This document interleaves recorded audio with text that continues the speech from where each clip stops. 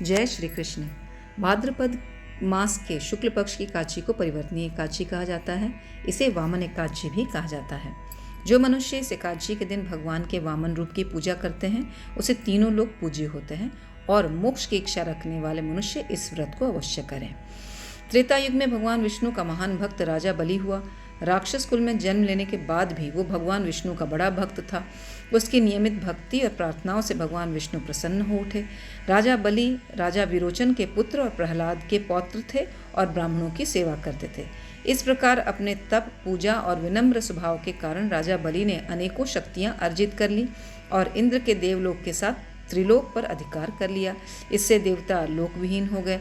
इसलिए उन्होंने भगवान विष्णु के हस्तक्षेप करने और देवलोक और पृथ्वीलोक को राजा बलि के नियंत्रण से पुनः प्राप्त करने की अपील की। चूंकि बलि विष्णु का भक्त और एक उदार राजा था, इसलिए भगवान विष्णु ने उसकी भक्ति का परीक्षण करने का फैसला किया। भगवान विष्णु ने अपना 5वां मुख्य अवतार वामन का लिया और बलि के दरबार में उपस्थित हुए और उनसे अपने रहने के लिए 3 कदम के बराबर भूमि देने का आग्रह करने लगे।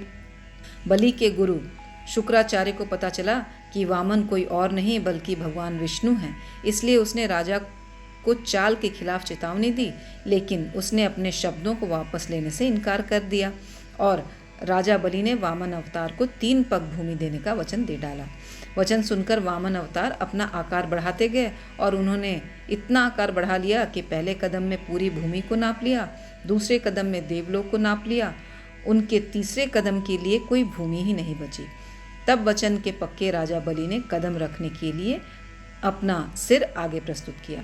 वामन रूप रखे भगवान विष्णु राजा बलि की भक्ति और वचनबद्धता से अत्यंत प्रसन्न हो गए और राजा बलि को पाताल लोक का राज्य दे दिया।